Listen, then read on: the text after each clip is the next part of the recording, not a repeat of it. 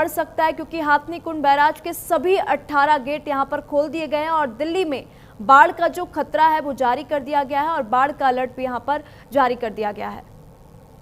तस्वीरें हम आपको दिखा रहे हैं और अधिक अपडेट ले लेंगे। हमारे साथ आंचल जुड़ चुकी है, हमारे सहयोगी आंचल, क्योंकि जिस तरीके से हम देख रहे हैं दिल्ली में बारिश का भी दौर जारी है और ऐसे में हाथनी कुंड बैराज के सभी 18 गेट खोल दिए गए हैं। अब यमुना का जो जल स्तर है वो भी बढ़ेगा, साथ ही साथ दिल्ली में बाढ़ जैसे हालात हो जाएंगे। देखिए, पिछले दिनों आपने देखा होगा कि जब दिल्ली में बाढ़ की स्थिति हो गई थी तो जो जनजीवन था काफ़ी ज़्यादा प्रभावित हुआ था। मौजूदा स्थिति की बात करें तो देखिए, हथनी कुंड बैराज से के जो 18 गेट थे वो खोल दिए गए हैं, जिसकी वजह से दिल्ली में आने वाले 36 घंटे हैं वो काफ़ी ज़्यादा कह सकते हैं कि घातक हो सकते हैं, क्योंकि यमुना का जलस्तर जो है वो लगातार बढ़ रहा है। अगर हम मौजूदा तस्वीरें दिखाएं तो देखिए, हम लोग यमुना के पास ही हैं और यमुना का जलस्तर लगातार बढ़ता जा रहा है। स्थिति ये है कि ये जो बढ़ता जलस्तर है अब जो यमुना के किनारे रहने वाले लोग हैं उनके जीवन को प्रभावित कर सकता है, क्योंकि 19 अगस्त करीब 2 बजे यमुना का जलस्तर जो है 206 मीटर से ऊपर जा सकता है। और जैसा कि कल हथनी कुंड बैराज से लाखों क्यूसेक जो है वो पानी वो छोड़ा गया है, जिसकी वजह से ये माना जा रहा है कि चाहे वजीराबाद हो या फिर ओखला बैराज से अगर और भी ज़्यादा पानी छोड़ा गया तो काफ़ी ज़्यादा दिक्कतों का सामना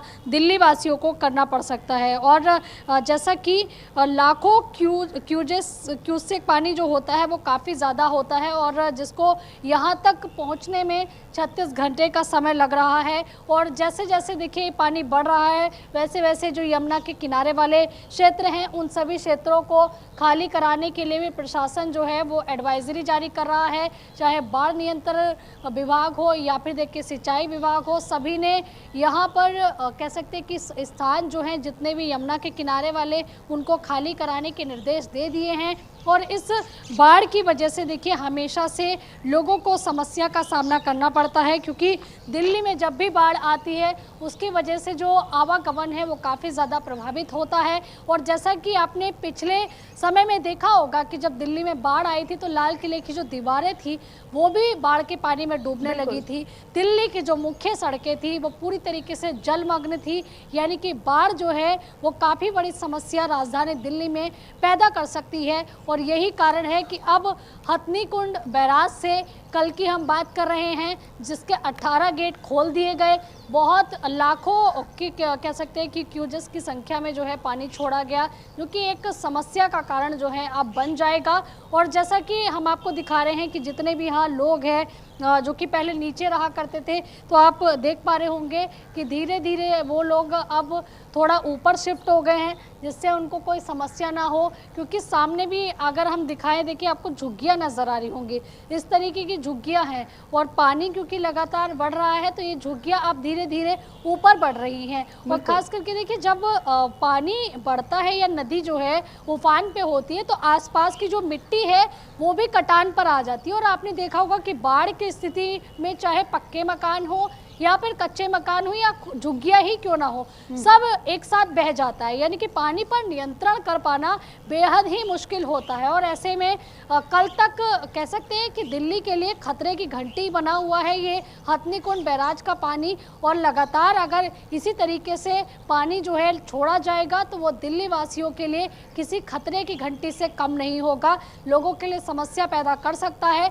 इसलिए देखिए एडवाइजरी जारी की गई है, खास करके जो गरीब निचले तबके के लोग यमुना के किनारे रह रहे हैं उनको ऊंचे स्थानों पर जाने के लिए दिशा निर्देश दे दिए गए हैं। अब देखना ये होगा कि क्या वाकई में जिस तरीके की स्थिति अभी बनी हुई है ये लोगों के लिए खतरा पैदा कर सकती है। और आने वाले दिन यानी कि कल की हम बात कर रहे हैं, कल दिल्ली में क्या स्थिति रहेगी, क्योंकि मॉनसून भी आया हुआ है। ऐसे में अगर बारिश भी लगातार होती रही, उधर से यमुना का जलस्तर बढ़ता रहा तो कहीं ना कहीं दिल्ली के लिए एक बड़ी समस्या पैदा हो सकती है। बिल्कुल आंचल, और सबसे अत्यधिक असर अगर देखा जाए तो आम जनजीवन और ट्रैफिक पर देखने को मिलेगा, क्योंकि दिल्ली में बाढ़ जैसी स्थिति जो है अब बनती नजर आ रही है। तो प्रशासन ने इसको लेकर क्या कुछ तैयारियां की हैं?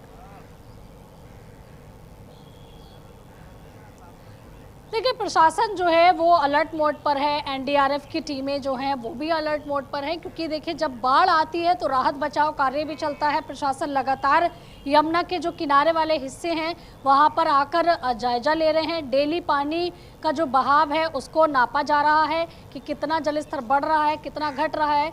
लेकिन आने वाले 36 घंटे यानी कि वो 36 घंटे शुरू हो चुके हैं कल से ही, ये 36 घंटे काफ़ी ज़्यादा दिल्ली वासियों के लिए समस्या पैदा कर सकते हैं। जी ठीक है। और यहाँ पर जो निचले इलाके थे, जैसा कि आपने बताया कि वो ऊपर शिफ्ट हो चुके हैं, और बाकी जो प्रभावित क्षेत्र हैं उनको लेकर क्या कुछ तैयारियां प्रशासन की तरफ से की जा रही हैं?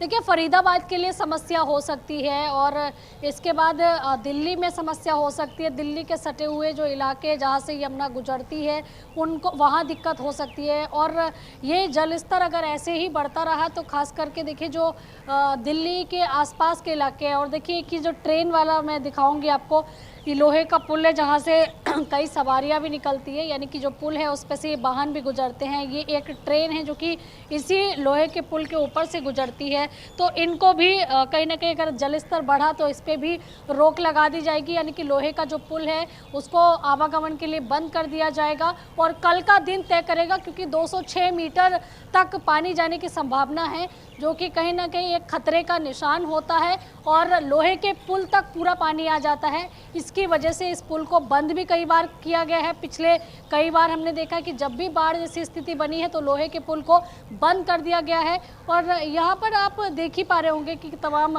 जो निचले तबके के लोग हैं, चाहे रिक्शा चालक है, ये लोग यहाँ पर रहते हैं। भाई साहब कितना पानी बढ़ रहा है लगातार? आप इनसे बताइए जी। कितना पानी बढ़ रहा है? पानी पहले से नॉर्मल है, अब तो पानी बढ़ रहा है थोड़ा थोड़ा। बढ़ रहा है ना? तो आप लोगों को क्या एडवाइजरी जा रही है? तो यहाँ से हटाने की कह दिया, बस जा रहे हैं। कहाँ जा रहे हैं? पैकिंग कर ली? हाँ सब बैग कर दिए, अब जाने की तैयारी है, अपने अपने घर जाएंगे और कहाँ जाएंगे। घर जाएंगे तो यहाँ आजीविका कमाने के लिए रहते हैं? हाँ काम कमाते हैं, प्लान करते हैं और क्या। तो कहाँ जाएंगे, कहाँ के रहते हैं? हम तो अलीगढ़ के रहने वाले हैं।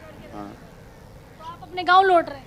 हाँ गाँव जाएंगे। अच्छा, अभी हमने कुछ लोगों से बात की, वो लोग तो कह रहे हैं कि हम लोग हाईवे पे चले जाएंगे, घर नहीं जाएंगे। चले जाते हैं, नहीं जाते हैं लोग बाग हाईवे पे भी चले जाते हैं रहने के लिए, क्या बात है, जगह खाली करा देते हैं। तो कब आया था प्रशासन आप लोग?